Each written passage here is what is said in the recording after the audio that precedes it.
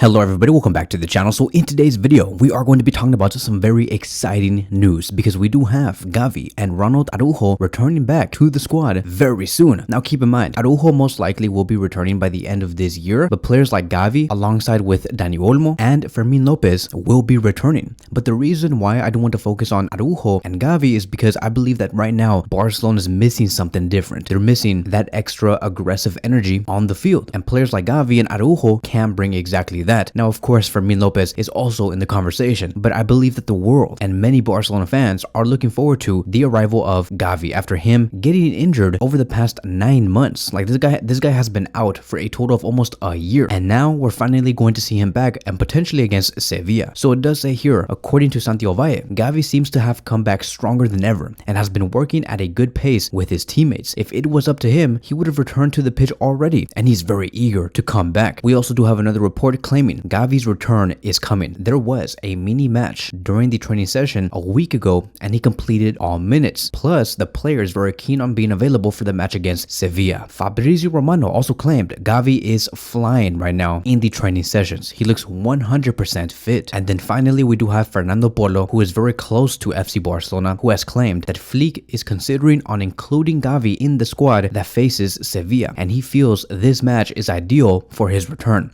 And I fully agree with that. I believe that in the match against Sevilla, because Sevilla is not the most difficult opponent, I mean like we cannot underestimate any team, but out of the next 3 matches, which will be against Sevilla, Bayern, and Real Madrid, Sevilla is the easiest one, and that is going to be our first match when we do come back from the international break. And I believe that in that match against Sevilla, it would be a good time for us to get these players ready and to get into the same flow of the other Barcelona players. So players like Dani Olmo, Gavi, Fermin Lopez should be seeing the pitch, not to the extent of playing 90 minutes, but maybe 10 to 15 minutes, just for the sake of having these players ready for the match against Real Madrid and Bayern Munich. So I am fully on board with Gavi being in the squad and ready to face Sevilla. Do I believe that Gavi will start against Sevilla? I don't think so. I think that he will see around 15 to 20 minutes and maybe replace Pedri to play alongside Frankie de Jong. Or maybe we could see Frankie and Gavi as the double pivot with Pedri as the number 10. As for Ronald Araujo, Araujo was actually supposed to be returning by the end of December or in the beginning of January, but his recovery is going much faster than usual. It says here, according to Roger Torreo, that Araujo is approaching the final stages of his recovery. He is getting closer to returning to on-field training each day. The goal is for Araujo to make his comeback in about a month and a half. Although the coaching staff and medical team are cautious and don't want to rush his return, the plan is for Araujo to be ready after the international break, which runs from November 11th through the 19th. If his recovery continues to progress well without setbacks, Araujo could return to action on November 23rd against Celta Vigo or 3 days later in the Champions League match against Brest. So just to be very clear, this is not talking about Araujo coming back after this international break that we are in today. Araujo is expected to come back after the international break that does take place in the middle of November. And if Araujo can get the return on November 23rd, he's going to be like a month to a month and a half early from his expected return date, which is really good because we need Araujo as fast as possible. Of course, never rush the player, but when Barcelona contains a player like Araujo in the backline, we just perform much better. And keep in mind, the fact that Araujo can return on November 23rd, he's also going to have enough games in him by the time we do face Athletic Club in the semifinals for the Spanish Super Cup, which is also going to be very important. And I'm not going to lie to you guys, in the past 3 weeks, I have been very impressed with the way that Barcelona have performed on a defensive level. Yes, we have had some games where we conceded many goals, like against Monaco or maybe against Osasuna, 2 matches that I believe were straight anomalies. But overall, the defensive line of Inigo Martinez, Cubarsí, Balde, and Koundé has really impressed me. It's just that, you know, those 2 games against Monaco and Osasuna, I just wished those results ended up going out differently. Because, for example, the only reason why Barcelona conceded 2 goals against Monaco is because we went down by 1 player, and that really did hurt FC Barcelona. And then in the match against Osasuna, Hansi Flick had the balls to say, we're going to be rotating so heavy in this match because my players are tired. But that was not a match where I believe we should have heavily rotated, because if you go back to that match and you look at the starting 11, we had Lewandowski as a striker. Our other attackers was Ferran Torres, Pablo Torre, and Pau Victor, with our double pivot being Eric Garcia and Pedri. And then our back line was Martin, Cubarsí, Dominguez, and Koundé, with Peña in goal. So I'm like, okay, you know, this 11 does contain some experienced players, but players like Sergi Dominguez or Gerard Martin, having Pablo Torre and Pau Victor in the attack, I'm like, bro, like this is not really it. If there was a time for us to rotate like this, it should have been against Young Boys and not against Osasuna, because if you pay attention to Osasuna, you would see that Osasuna is not a team that you can just mess with. You cannot not just underestimate them. Osasuna is very strong this season, and I just think that that is one of the things that Hansi Flick has gotten wrong this season. If there was a way I would critique Hansi Flick right now, I would say that he underestimated Osasuna. He made a huge mistake on his part. Maybe he just wasn't familiar with Osasuna and how strong they could be at their home, at their stadium, with their fans, but he really did underestimate Osasuna, which is why he said, I'm just going to be using these players in my starting 11, no problem, because in the match against Young Boys, it's much more important to me. Maybe that is what he said, and I believe that is a mistake, because what do we always say on this YouTube channel? We always say that La Liga has to go over the Champions League no matter what. You have to win every match in La Liga, because every time you do win every match in La Liga and you're on a roll, right? Like you just feel like you're unbeatable in the league. That does translate towards a great success in the Champions League. So it was a huge mistake, and that is why I do say that we're probably never going to commit a mistake like this ever again. And especially knowing that even if we do rotate heavily in about a month and a half or something like that, our backups are going to be much stronger than how it was 3 weeks ago. Our backups are going to be such an upgrade because we're going to be having Casado, Christensen, maybe Gavi as alternatives, and that's really good. So with Araujo and Gavi returning before the end of the year, and also including Fermin Lopez and Dani Olmo, I also want to speak about one more thing. What is going to be our strongest 11 that Hansi Flick could assemble by the time this year does end? Because I do think that once we go between November and December, Barcelona will be in their prime, and I believe that Hansi Flick should have an 11 like this. We should have Szczesny in goal, with our backline being Koundé, Araujo, Cubarsí, and Balde. Yes, I know that Inigo Martinez has done phenomenal work. Like he has been so good, but I think that when you have a backline of Balde, Cubarsí, Araujo, and Koundé, they are untouchable. You have everything in that backline. You have the runner from Balde, you have the ball distribution from Cubarsí, you have the agility of Araujo, and the defensive coverage of Jules Koundé. There is a lot of character in that backline. And then as for our double pivot, I do think that it is going to be Frankie and Pedri. I know there has been some talks about having Pedri and Gavi in the double pivot position, or having Frankie and Gavi in the double pivot position with Pedri as the number 10, but I don't think that is going to be possible when you do have Dani Olmo returning, because remember, Barcelona were really strong when they had Olmo on there. Like he was scoring goals, he was providing an assist. This guy cost 60 million euros also. He did not just come over here to sit on the bench. So when you have Olmo, fitness-wise, 10 out of 10, you have a very strong player there. So I do think that having Frankie and Pedri in the double pivot position can give you so much, because remember, we need a good first receiver at the back. When Szczesny has the ball and he needs to pass it to somebody, the one player that he could rely on could be Frankie, because Frankie is a great